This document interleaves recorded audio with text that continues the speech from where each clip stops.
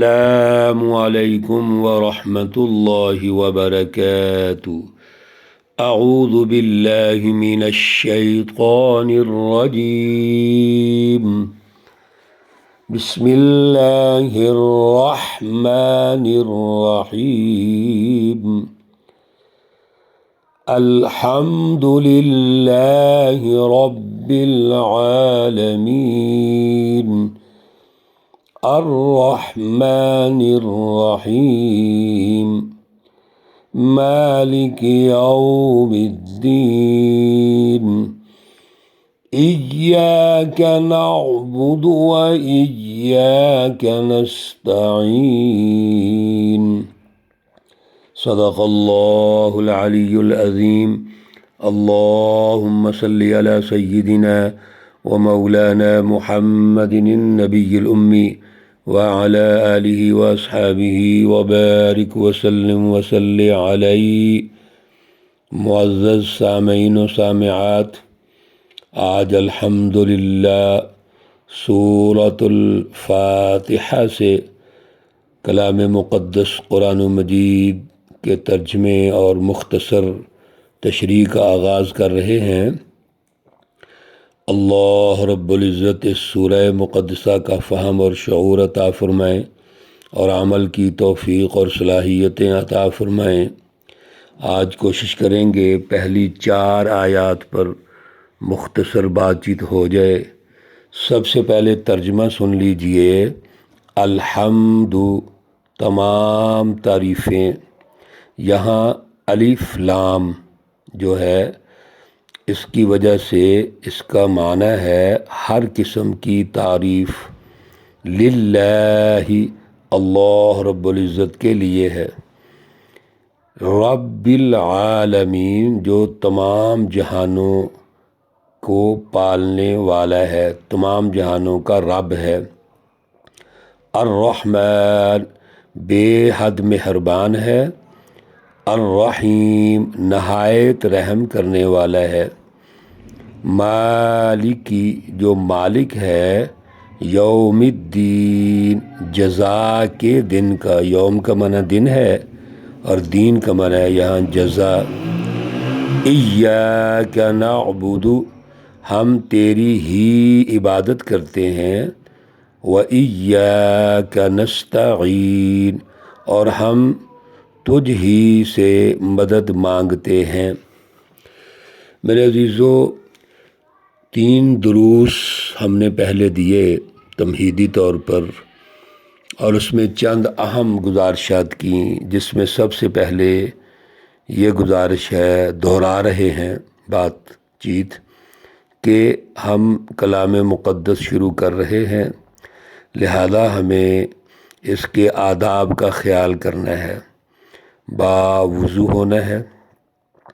اور پھر اللہ رب العزت نے یہ کلام مقدس نازل فرمائی رسول اللہ صلی اللہ علیہ وسلم پر، تو اللہ نے خود ارشاد فرما دیا اس کے آداب کیا ہیں۔ مثلا پہلا ادب اس کا تلاوت آیات ہے، یتلو علیہم آیاتی۔ تلاوت آیات پر ہلکی ہلکی بات چیت ہوئی تھی، یعنی اس کو پڑھنا، اس کے حروف کو، الفاظ کو، آیات کو صحیح تلفظ کے ساتھ ادا کرنا، صحیح مخارج کے ساتھ۔ اس کے صفات ہیں، آداب ہیں پڑھنے کے۔ یہ پہلا اس کا مرحلہ ہے جو پیارے رسول اللہ صلی اللہ علیہ وسلم نے بھی کیا، صحابہ کرام نے بھی کیا، اور یہ قیامت تک کرنا ضروری ہے۔ اس کا حرف حرف ہم نے پڑھنا ہے، اور یہ شرح صدر ہونا ضروری ہے کہ اس کو پڑھنے کے بغیر گزارا نہیں ہے۔ اور پڑھنا کیوں ہے؟ یہ اللہ کا آرڈیننس ہے، ایک سسٹم ہے۔ دنیا اور آخرت کے جو ارتقائی مراحل ہیں، اللہ رب العزت نے اس کلام مقدس میں ارشاد فرمائے ہیں۔ دنیا میں آپ جتنا بھی نظام تشکیل دیں گے، ادارے تشکیل دیں گے، اس کی انتظامی مینجمنٹ کریں گے، وہ تمام مینجمنٹ اللہ نے رہنمائی ارشاد فرما دی ہے۔ دوسرا اس میں یہ گزارش کی گئی تھی کہ تعلیم الکتاب، اس کلام مقدس کو پڑھنے کے بعد اس کی تعلیم حاصل کرنی ہے۔ تو تعلیم تو میرے عزیزو تبھی ہوگی جیسے عرض کیا گیا تھا جب ہم اس کا ترجمہ سمجھیں گے، پھر اس ترجمے کا بھی ایک فہم ہے، اس کے مطابق ہم ترجمہ سمجھیں گے جس کا مقصد اجتماعیت ہے۔ ایک بات یاد رکھیے، اس خطے میں ہمارا یہ جو خطہ ہے ہندوستان، پاکستان، بر عظیم ہندوستان، اس میں اجتماعی حوالے سے جو ترجمہ کلام مقدس کا حضرت الامام شاہ ولی اللہ رحمۃ اللہ علیہ نے کیا ہے، اس کے بعد تمام ہمارے علماء اس پر متفق ہیں۔ آپ پہلے ہستی ہیں جنہوں نے عربی سے فارسی میں ترجمہ کیا، اور پھر آپ کے بیٹے ہیں حضرت شاہ عبدالعزیز، حضرت شاہ عبدالقادر، انہوں نے اردو میں ترجمہ کیا۔ ان کے نام ہیں، حضرت الامام شاہ ولی اللہ کے ترجمے کا نام فتح الرحمن ہے، حضرت شاہ عبدالعزیز رحمہ اللہ کے ترجمے کا نام فتح العزیز ہے، حضرت شاہ عبدالقادر کے ترجمے کا نام موضح القرآن ہے۔ میں عرض یہ کر رہا تھا کہ اس کا ترجمہ ہم نے ان بزرگوں کے تناظر میں سمجھنا ہے جو ترجمے ہمیں یہ بتاتے ہیں کہ یہ کلام مقدس انسانی سوسائٹی کی تشکیل کے لیے نازل ہوا ہے۔ اس میں سائنس ہے، اس میں تاریخ ہے، اس میں اللہ رب العزت نے تمام شعبہ جات کی مینجمنٹ بتا دی ہے۔ پھر یہ ہے تعلیم الکتاب، کہ اس پر ہم غور کریں، غور و فکر کریں، سوچیں اس پر۔ پھر یہ کلام مقدس کیوں نازل ہوا؟ تیسری بات، اللہ نے حضور صلی اللہ علیہ وسلم کے بارے میں ارشاد فرمائی الحکمہ، دانائی۔ وہاں پر ہم نے مختصر عرض کیا تھا حکمت کیا ہے۔ حکمت یہی ہوتی ہے کہ جو آپ کے پاس کوئی فلسفی موجود ہے، اب اس کی عملی تشکیل کرنی ہے، جس کو حکمت عملی بھی کہتے ہیں، کہ ہم نے اس کی مینجمنٹ کرنی ہے، یعنی اس کو ہم نے کامیاب کرنا ہے۔ تو کامیاب وہی چیز ہوتی ہے جس کی بالادستی ہوتی ہے۔ میرے عزیزو، یہ رسول اللہ صلی اللہ علیہ وسلم کے دائرہ اور ہدف ہے کہ آپ نے حکمت کی تعلیم دی، حکمت سکھائی، سائنس سکھائی، آپ نے اللہ کے دین کو غالب کرنے کے طریقے بتا دیے، اسوہ حسنہ قائم کر دیا۔ چوتھی بات ہے وَيُزَكِّيهِمْ، تزکیہ قلب۔ اب اپنے دل کو اللہ سے ہم نے جوڑنا ہے، تو یہ اسی وقت ممکن ہوگا جب یہ کلام مقدس ہمیں پڑھنی آئے، اس کا فہم و شعور ہو، ہمیں شرح صدر ہو، اور ہم ترجمہ بھی پڑھیں، اور ترجمہ پڑھ کے پھر اس پہ غور کریں۔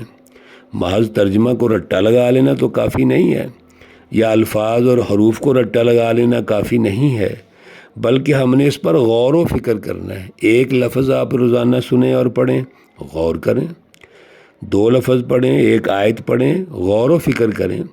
اس لیے میرے عزیزو، ہم آپ کو پہلے بھی یہ دعوت دیتے رہتے ہیں، اور آج بھی ان دروس میں جو پہلے ہو چکے ہیں یہی دعوت دی گئی ہے۔ اللہ رب العزت فرماتے ہیں الحمدللہ رب العالمین، تمام تعریفیں۔ الحمد کا معنی کیا ہے؟ ہر قسم کی تعریف، کوئی ماضی میں ہے، کوئی حال میں ہے، کوئی مستقبل میں ہے، اور پھر جس قسم کی تعریف ہے، جس کسی کی تعریف ہے، وہ اصل میں اس کا مرکز اللہ رب العزت کی ذات اقدس ہے۔ اب جس کی مثال ایسے سمجھو جیسے ایک سورج ہے، سورج مختلف توانائیاں بکھیرتا ہے، مثلا روشنی دیتا ہے، اور سورج اگر آپ برف کے اوپر اس کی روشنی اور تپش پڑتی ہے تو پگھلتی ہے برف، پتھر کے اوپر پڑتی ہے تو وہ گرم ہوتا ہے۔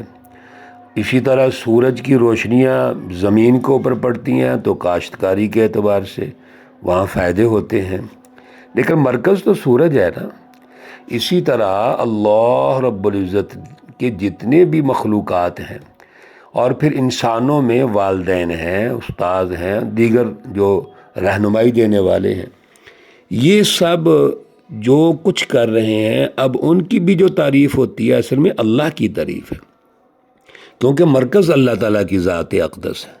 تو الحمدللہ کا معنی ہے اب ہر قسم کی تعریف جو کسی کی بھی ہو رہی ہے وہ بھی اس کے مرکز للہ اللہ رب العزت کی ذات اقدس ہے۔ اور اللہ رب العزت کا جو کنسیپٹ اللہ نے خود یہاں دے دیا، رب العالمین، وہ تمام جہانوں کا رب ہے۔ ربوبیت پر ہم پہلے بات چیت کر چکے ہیں۔ ربوبیت پرورش، نشو و نما، ارتقائی مراحل سے گزارنا اور بغیر عیب کے گزارنا، یہ بات یاد رکھیے۔ اللہ رب العزت بغیر کسی عیب کے، بغیر کسی کمی کے، بغیر کسی خامی کے وہ رب ہیں، اور عالمین کے رب ہیں۔ عالمین عالم کی جمع ہے لام کی زبر کے ساتھ، جس کا معنی ہے تمام جہان۔ اگر عالم ہو لام کی زیر کے ساتھ تو اس کا معنی ہوتا ہے پڑھا لکھا آدمی، اس کی جمع آتی ہے علماء۔ اور یہاں عالمین کی جمع، عالمین کس کی جمع ہے؟ عالم کی، اور عالم لام کی زیر کے ساتھ پڑھے لکھے آدمی کو کہتے ہیں۔ تو رب العالمین جو تمام جہانوں کا رب ہے۔ اب تمام جہانوں سے جو مراد ہے اللہ کا تمام جہان ہے، ذرہ ذرہ اس میں موجود ہے، کائنات کی تفصیلات رب الفلق میں بھی عرض کیا تھا، اور اسی طرح رب الناس۔ تو اللہ نے آغاز میں ہی پہلی آیت میں، پہلی سورہ مقدسہ میں یہ بیان کر دیا کہ اللہ رب ہیں، کس کے؟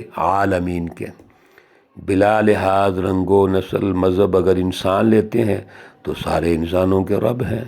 اگر مخلوقات آپ لے لیں جتنی بھی ہیں، جہاں جہاں ہیں، ایسی مخلوقات بھی ہیں جو خوردبین سے نظر آتی ہیں، وہ بڑا باریک اللہ کی مخلوقات بھی ہیں، تو اللہ ان کے بھی رب ہیں۔ اور جب رب ہیں تو ربوبیت ہر اعتبار سے اکمل ترین ہے، اس میں کوئی خامی اور کمزوری نہیں ہے۔ اسی لیے جب ہم انسانوں کے ساتھ رب الناس کی بات کرتے ہیں تو کچھ ہمارے جو غیر دانشمند لوگ ہیں وہ یہ کہتے ہیں کہ اللہ کی ربوبیت ہے لیکن غربت بھی ہے، مہنگائی ہے، پریشانیاں ہیں۔ تو کچھ طبقے اربوں خربوں پتی ہیں، کچھ طبقوں کے پاس 2 وقت کا کھانا نہیں ملتا۔ تو بھائی پھر ربوبیت کاملہ کیسے ہوگی؟ ربوبیت میں رب العالمین میں ہمیں شرح صدر ہونا چاہیے کہ اللہ سب کے برابر رب ہیں، برابر دینے والے ہیں۔ اس لیے قرآن پاک کا جب آپ مطالعہ کرتے ہیں تو آسمان اور زمین کی بات ہوتی ہے، آسمان زمین وما بینہما، جو ان کے درمیان میں ہے۔ تو اللہ کیا کہتے ہیں؟ للہ ملک السماوات والارض، اللہ ہی کے لیے آسمان اور زمین۔ تو جو کچھ ہم وسائل حاصل کرتے ہیں وہ زمینی وسائل ہی ہے نا، آسمان اور زمین، اور جو کچھ ان کے درمیان میں ہے وہاں سے ہم وسائل حاصل کرتے ہیں۔ تو وہاں سے وسائل حاصل کر کے کچھ لوگ جو ہیں، کچھ طبقے جو ہیں بہت امیر ہیں اور کچھ غریب ہیں۔ تو اس کا تعلق ربوبیت سے نہیں ہے، اس کا تعلق مینجمنٹ سے ہے۔ ربوبیت میں تو ہمیں 1% بھی شک نہیں کہ اللہ تعالیٰ میں خدا نخواستہ خامی یا کمزوری ہے۔ انشاءاللہ اس کو آگے چلائیں گے بات چیت کو۔ تو رب العالمین پہ میرے عزیزو توجہ رکھیے آج کے درس میں بالخصوص۔ ایک تو اللہ کی تعریفیں اللہ ہی کے لیے ہیں کیونکہ مرکز ہیں وہ، دوسرا رب العالمین کا مفہوم کیا ہے، اس پہ توجہ رہنی چاہیے، بہت ضروری ہے یہ، تاکہ کنسیپٹ کلیئر ہوں۔ اللہ ہمارے لیے آسانیاں پیدا فرمائے اور اعلیٰ شعور عطا فرمائے۔ اللہ رب العزت تمام بیماروں کو شفائے کاملہ عاجلہ مستمرہ عطا فرمائے۔ اللہ رب العزت تمام مرحومین و مرحومات کو جنت الفردوس میں اعلیٰ مقام عطا فرمائے۔ ربنا تقبل منا انك انت السميع العليم وتب علينا انك انت التواب الرحيم وصلى الله تعالى على النبي الأمي محمد وعلى آله وأصحابه أجمعين برحمتك يا أرحم الراحمين۔ السلام عليكم ورحمة الله وبركاته۔